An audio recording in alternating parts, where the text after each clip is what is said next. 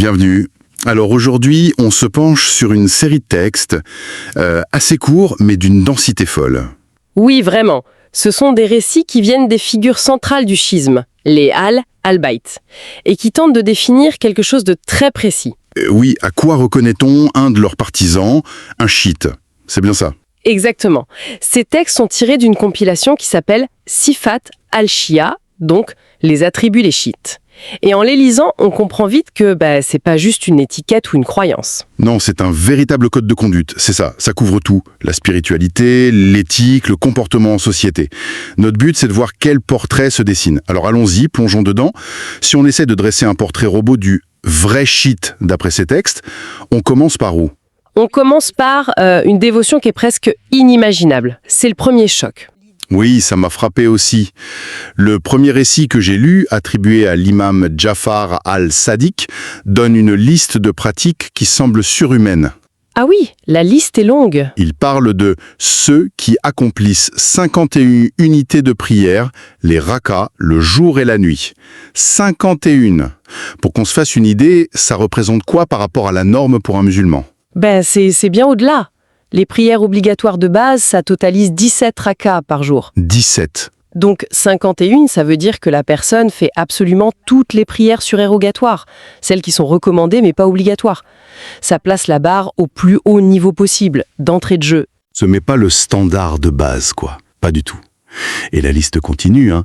Ils se lèvent la nuit pour prier, ils jeûnent le jour, purifient leurs biens, font le pèlerinage, et bien sûr, ils évitent tout ce qui est interdit. C'est un engagement total. Mais ce qui est encore plus visuel, c'est que cette dévotion, on a l'impression qu'elle s'imprime sur le corps. Oui, absolument. Un autre texte du même imam les décrit comme ayant le ventre creux et les lèvres flétries, des signes d'ascétisme, d'accord?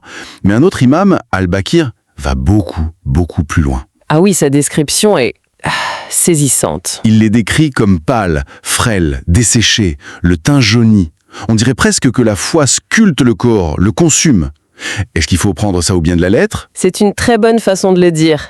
Le corps devient en quelque sorte la preuve matérielle d'un état intérieur. D'accord. Dans un contexte où n'importe qui peut prétendre avoir la foi, ces textes suggèrent que la vraie dévotion, elle laisse une marque physique.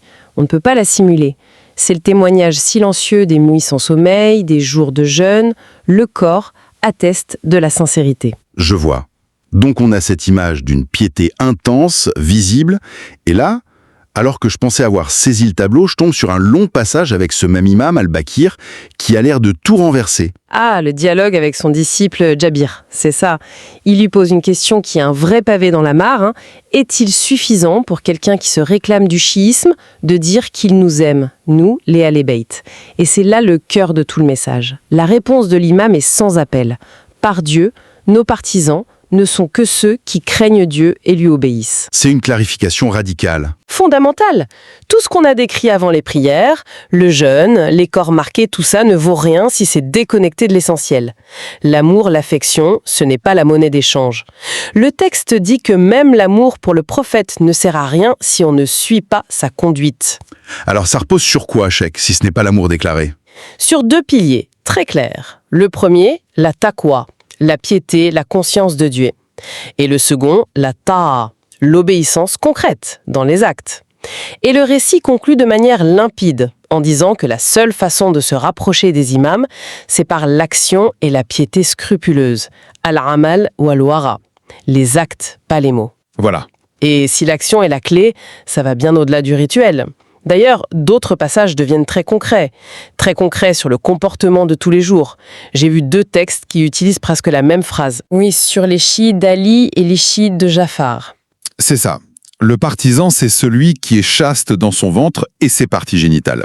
On parle de maîtriser la gourmandise, la luxure. C'est très terre-à-terre. Et cette discipline du corps, ce n'est que le point de départ d'une éthique qui doit rayonner sur toute la société.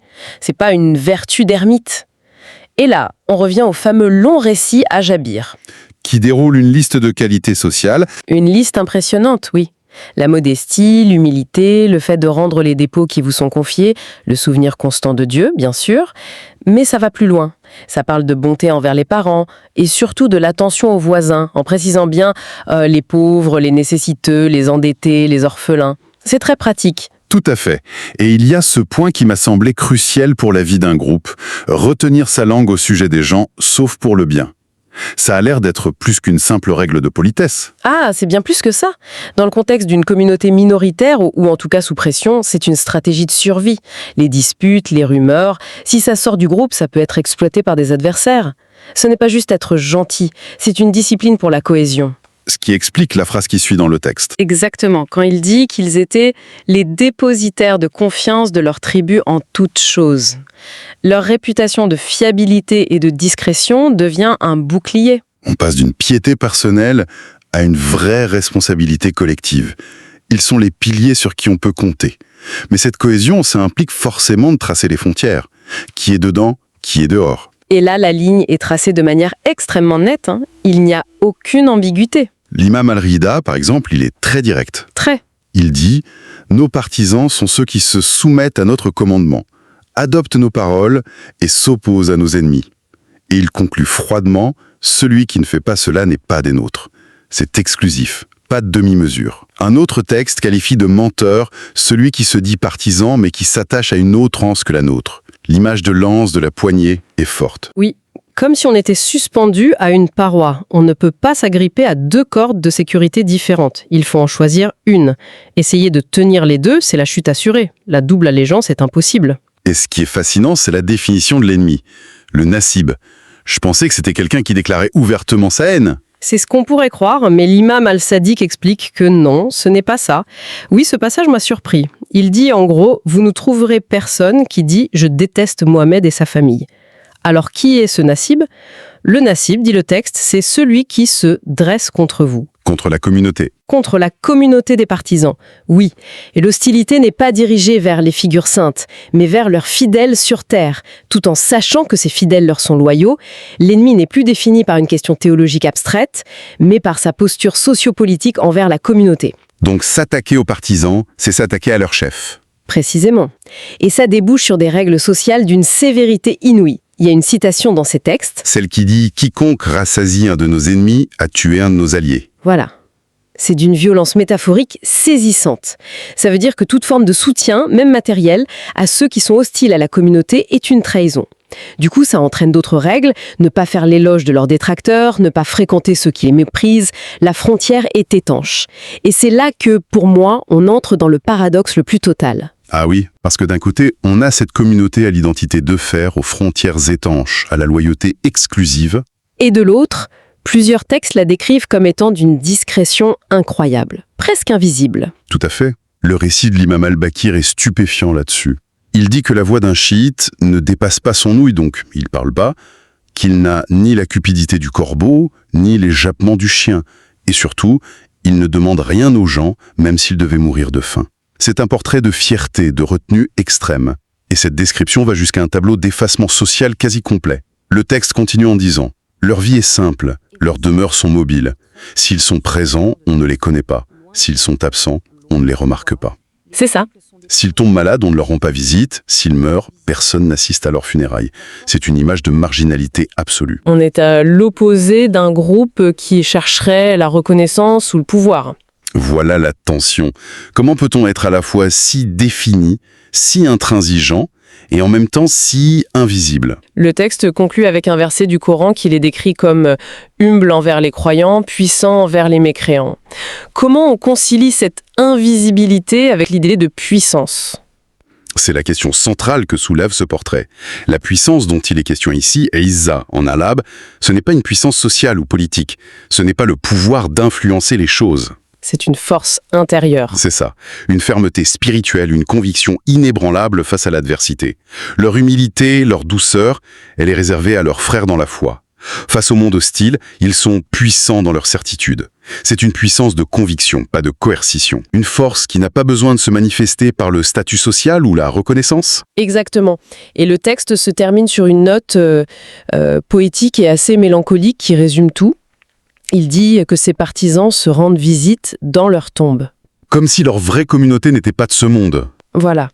C'est une communauté de l'esprit qui transcende les apparences et les hiérarchies sociales d'ici-bas. Alors si on essaie de rassembler les pièces, le portrait qui se dégage, c'est celui d'un idéal qui est incroyablement exigeant. C'est le moins qu'on puisse dire. Un chemin qui demande une discipline spirituelle intense, une intégrité morale de tous les instants, une loyauté exclusive et, paradoxalement, une humilité qui frôle l'effacement. Le fil rouge qui traverse tout, c'est vraiment la primauté de l'action sur la parole. Le message martelé, c'est que l'amour doit se traduire par l'obéissance. L'affection pour les figures saintes, ça n'a de valeur que si c'est incarné au quotidien. Comme le dit un des récits, les plus aimés sont les plus pieux et les plus obéissants. Exactement. La proximité avec le divin, ça ne s'hérite pas, ça se gagne. Acte après acte. Ce qui me laisse avec une dernière question, une réflexion en suspens. Face à un standard si élevé, si écrasant dans sa perfection, à quoi ça sert un idéal pareil? Est-ce que ces textes sont une description littérale, une sorte de checklist que chaque partisan doit valider? C'est la grande question que pose la lecture de ces sources, oui. C'est si haut qu'il est inaccessible, et dont le but n'est pas d'être atteint, mais de guider, de toujours orienter l'effort vers le haut en sachant que la perfection décrite, elle, restera toujours un horizon.